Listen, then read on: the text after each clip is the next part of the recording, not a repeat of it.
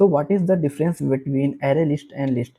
तो अगर आप इस वीडियो पे आ गए हैं और अगर आपको पूरा डिफरेंस वगैरह जानना है कि क्या होता है, तो आपको सिर्फ इस वीडियो को लास्ट तक देखना है, आपको प्रॉपर अच्छे से समझ में आ जाएगा। और ना ही एरे लिस्ट और लिस्ट में समझ में आएगा, आपको प्रॉपर पूरा कलेक्शन फ्रेमवर्क में जितने भी होते हैं वहाँ पे डेटा स्ट्रक्चर, आपको सबको लगभग समझ में आ जाएगा कि क्या डिफरेंस होता है।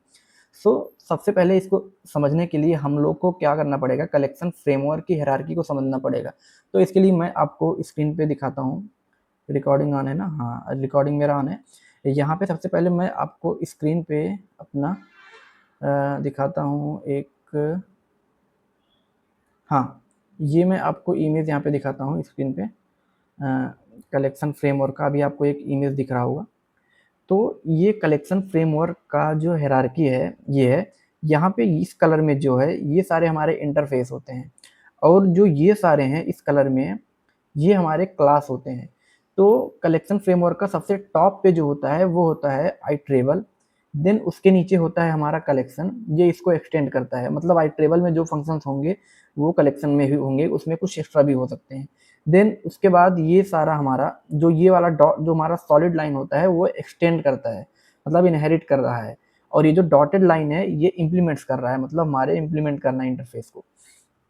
तो यहाँ पे अभी हम लोग देख रहे हैं कि ये सारा हमारा क्या है, इंटरफेस है, और जो ये सब है ये हमारे क्या है, क्लास है। तो अभी सबसे पहला डिफरेंस यहाँ पे ये हो गया कि लिस्ट हमारा क्या हो गया, इंटरफेस हो गया, और एरे लिस्ट क्या हो गया, वो हमारा क्लास हो गया, पहला डिफरेंस। दूसरा डिफरेंस क्या होता है कि जितने भी हमारे इंटरफेस होते हैं हम लोग उसका ऑब्जेक्ट नहीं बना सकते हैं। इंटरफेस का ऑब्जेक्ट नहीं बना सकते हैं, क्लास का हम लोग ऑब्जेक्ट बना सकते हैं। तो इसका मतलब लिस्ट का हम लोग ऑब्जेक्ट नहीं बना सकते हैं, एरे लिस्ट का ऑब्जेक्ट बना सकते हैं। और तीसरा चीज़ यहाँ पे क्या हुआ कि हम लोग जब भी हम लोग अपना एरे लिस्ट बनाते हैं वो हम लोग डायरेक्टली अपना एरे लिस्ट टाइप का वेरिएबल भी लेते हैं और उसका ऑब्जेक्ट इनिशियलाइज करते हैं एरे लिस्ट के कंस्ट्रक्टर के थ्रू।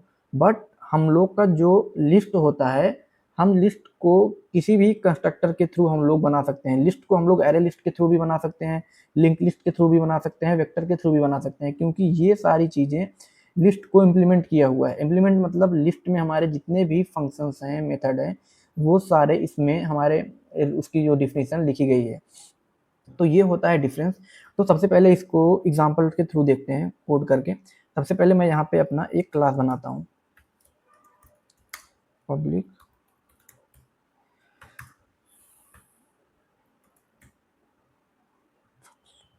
Public class.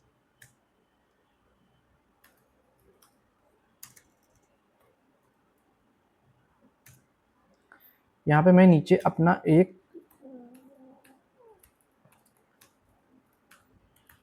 क्लास ए लेता हूँ, सिंपल। मैं एक क्लास नहीं, मैं इसको इंटरफेस बनाता हूँ। मैं इसको इंटरफेस बनाता हूँ। मैं सिंपल, मैंने उसका नाम ए दिया है। अभी इसमें मैं एक सिंपल, मैं क्या करता हूँ, वाइड प्रिंट मैं लिखता हूँ। मैंने एक इंटरफेस बनाया, मैंने सिंपल, इसमें मैंने एक फंक्शन रखा है। अब मैं इस इंटरफेस को अगर मैं चाहूँ, अब सेम इसी तरीके से मैं दूसरा इंटरफेस बनाता हूँ। इंटरफेस, मैं इंटरफेस यहाँ पे बी बनाता हूँ। बी, अब इसमें एक्सटेंड करता हूँ मैं किसको, ए को करता हूँ। अब मैं यहाँ पे मैं सिंपली मैं एक वाइड प्रिंट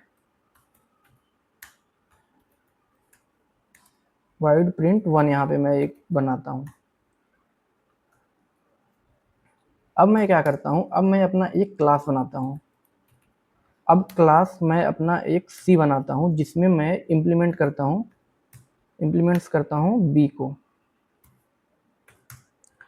अभी मुझे, अब बी में जो मेरा ये फंक्शन है, ये अब्स्ट्रैक्ट, जितने भी इंटरफेस के अंदर जितने भी फंक्शन होते हैं वो अब्स्ट्रैक्ट होते हैं। तो यहाँ पे मुझे इसका फंक्शन देना पड़ेगा, पब्लिक वाइड प्रिंट वन। तो मैं यहाँ पे डाल देता हूँ दिस इज बी। अभी आप देखेंगे कि अभी भी यहाँ पे एरर शो हो रहा है, क्योंकि अभी मैंने ये वाला इंटरफेस का मैंने डिफिनीशन यहाँ पे नहीं दी, इस वाले फंक्शन का डिफिनीशन यहाँ पे नहीं दिया। तो मैं इसको भी यहाँ पे दे देता हूँ, public void print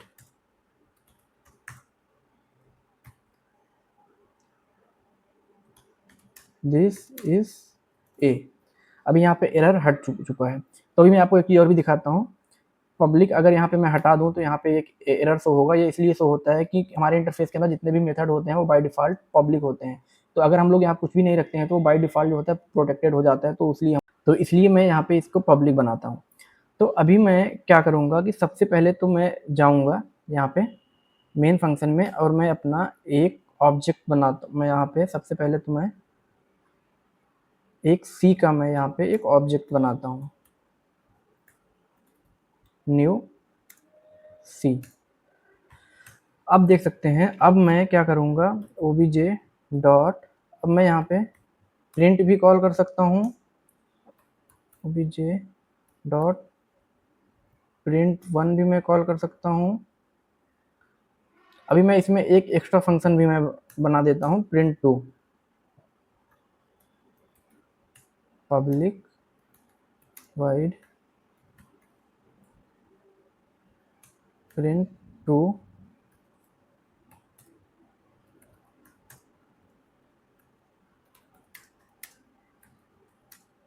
this is class C. अब देखिए, अभी यहाँ पे मैं तीनों अपने ऑब्जेक्ट डॉट पी, अभी आप देख सकते हैं जैसे मैं प्रोग्राम सेव करूँगा और सेव करके जैसे मैं अपने प्रोग्राम को रन करूँगा, यहाँ पे आप देखेंगे कि ए, बी और सी ये तीनों हमारे फंक्शन यहाँ पे चल गए हैं। बट अगर मैं चाहूँ कि जो हमारा ये इंटरफेस बी है, अगर मैं यहाँ पे इसको बी कर दूँ, मैं इसका टाइप बी ले रहा हूँ और मैं इसको इनिशियलाइज कर रहा हूँ सी के कंस्ट्रक्टर से।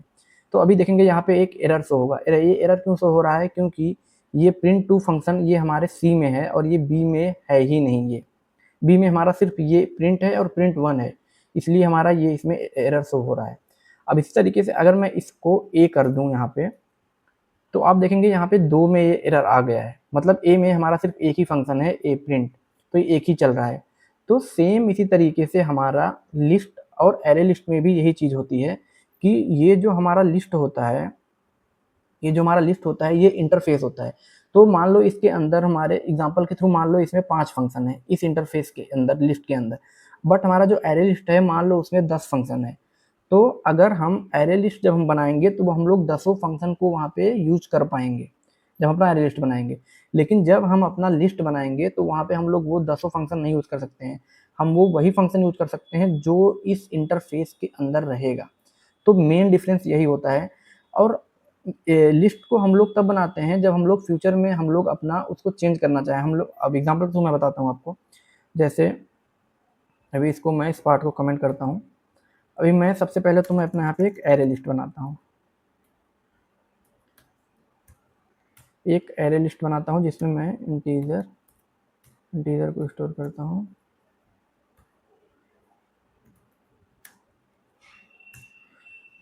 देखिए यहाँ पे मैंने एक एरे लिस्ट बनाया है जिसमें अब इस एरे लिस्ट में जितने भी फंक्शन होते हैं मैं सारा यूज कर पाऊंगा ARR के साथ।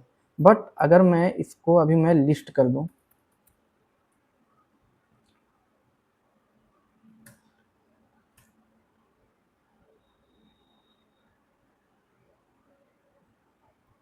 बट अभी मैं यहाँ पे अगर मैं इसको लिस्ट कर रहा हूँ तो list L is equal to new array list. तो यहाँ पे अगर इसको list L is equal to new array list में यहाँ पे कर रहा हूँ तो अभी क्या होगा कि लिस्ट के अंदर जो फंक्शन है मैं वही यूज कर पाऊंगा। एरे लिस्ट के अंदर जो बहुत सारे फंक्शन है वो मैं नहीं यूज कर पाऊंगा। फॉर एग्जांपल दिखाता हूँ मैं आपको। L डॉट ऐड मैंने किया, ये हमारा हो गया कितना 6 मैंने ऐड कर दिया। और फिर मैंने L डॉट गेट कर दूंगा, मैं यहाँ पे 0 कर दूंगा। तो अभी यहाँ प्रोग्राम को सेव करके मैं रन करूंगा तो अभी आप देखेंगे कि 6 यहाँ पे आ रहा है, यहाँ पे 6 आ रहा है और यहाँ पे कुछ एक्सेप्शन भी आ रहा है, इसको मैं आपको बाद में बताता हूँ। यहाँ पे अभी आउटपुट मेरा 6 आ गया है। अभी मैं इन फ्यूचर में अगर मैं चाहूँ कि ये जो मैं इम्प्लीमेंट किया हूँ एरे लिस्ट से ना यूज करके मैं कुछ और यूज़ करना चाहूँ, अगर मैं अरे लिस्ट को ना यूज़ करके मैं लिंक लिस्ट अगर यूज़ करना चाहूँ फ्यूचर में, तो मैं ये चीज़ मैं यहाँ पे कर सकता हूँ। मैं list l is equal to new new link list और इसको मैं कमेंट कर देता हूँ। तो अभी देख सकते हैं आप, अभी मैंने जब अपना लिस्ट एक बनाया था, अभी मैंने उसको अरे लिस्ट से बनाया, अभी मैं फ्यूचर में मैंने उसको लिंक लिस्ट कर दिया। तो ये लिस्ट का फ़ायदा होता है कि हम लोग उसमें फ्लेक्सिबिलिटी रहती है, हम लोग कभी भी अगर हमको अपना टाइप चेंज करना होगा तो हमको सिर्फ यही एक लाइन पे यहाँ पे चेंज करना पड़ेगा, और जो मेरा कोड है, अभी तो मैंने 2 ही लाइन लिखा है, बट जो मेरा बहुत बड़ा कोड रहेगा उसमें मुझे चेंज नहीं करना पड़ेगा। अभी मैं सेव करके रन करूँ यहाँ पे, तो अभी आउटपुट यहाँ पे आपको सेम दिखेगा, ये 6 यहाँ पे आउटपुट आया। तो ये होता है डिफरेंस लिस्ट और लिंक लिस्ट में। दोनों में ही नहीं, अगर आपको समझना है प्रॉपर कि किस तरीके से कलेक्शन फ्रेमवर्क होता है, तो ये जो इमेज है ना, ये आपके माइंड में हमेशा स्टोर होना चाहिए। इसके थ्रू आप प्रॉपर समझ सकते हैं कि क्या हमारे इंटरफेस हैं और क्या हमारे क्लास हैं, किसका ऑब्जेक्ट बन सकता है, किसका नहीं बन सकता है।